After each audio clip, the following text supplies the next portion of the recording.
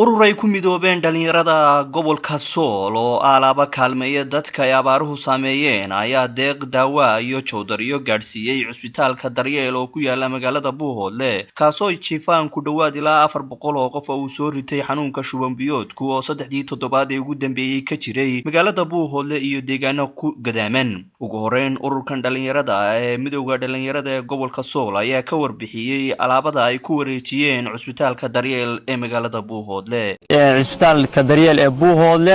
waxaan maanta soo gaarsiinay anagoo ah midowga dhalinyarada gobolka Sool deeq isugu jirta gobol iyo biyo waxay dhan tahay deeqdaasi 60 joodari 60 goglood iyo 20 kartoon oo biyo ah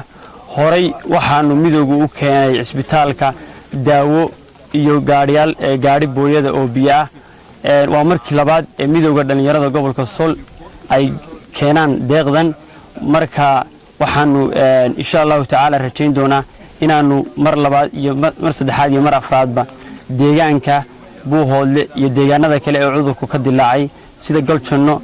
aanu gaarsiin doono insha Allah marka koowaad waxaan u mahadnaqayaa dadkii Soomaaliyeed ee muxsiniinta ahaa kuwa dalka gudihiisa jooga iyo kuwa dibadiisa jooga ee deeqdan nagu soo hagaajiyay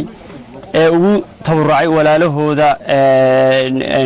uu ku habsaday xanuunka iyo abaartu ku habsaday dadkaas oo wadanka gudihiisa goboladoo dhan midowga dhalinyarada gobolka Sool markastaba wuxuu ku hawleeyahay gudihiisa goboladoo dhan midowga dhalinyarada gobolka Sool markastaba wuxuu ku hawleeyahay ka hortagida dhibaatada iyo ka qayb qaadashada ka dangashada dadka tabaalaysan ee walaalaha meel kasta ay joogaan kuma sunin oo kaliya Sool iyo Cayn waxaan mari doonaa meel kasta oo dhibaato ka soo sheego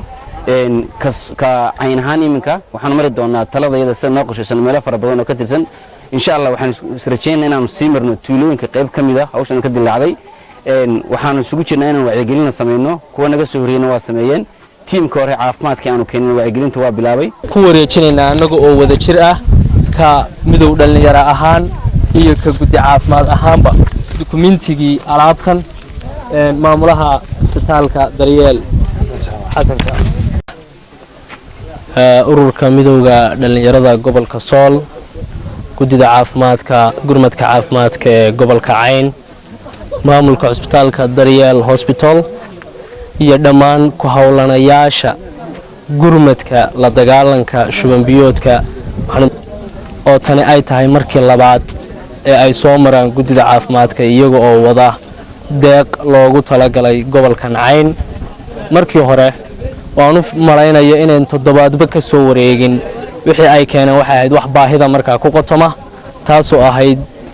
xanuunka shuban biyoodka ayaa ka jiray degmada Buuhoodle iyo deegaano ku gadaaman 3 toddobaad ee ugu dambeeyay xanuunkaasi ayay dhakhaatiirta deegaankaasi xaqiijiyeen inuu dilay ku dhawaad ilaa 60 qof soona ritay in ku dhow ilaa 800 oo ruux waxaana jira dadaalo ay wadaan cusbitaalada gaarka loo leeyahay ee ku yaala magaaladaasi iyo gurmada ay ka helayaan dhinacyo kala duwan sida Somaliland dawladda federaalka iyo kilalka shanaad waxaana jira gurmado ay sameynayaan dhalinyarada ku dhaqan deegaanada gobolada Sool Sanaag iyo Cayn oo ay u gurmanayaan dadka deegaankaasi uu ku soo ritay xanuunka shuban biyoodku Farax Duubad TV-ga Goobjoog magaalada Laascaanood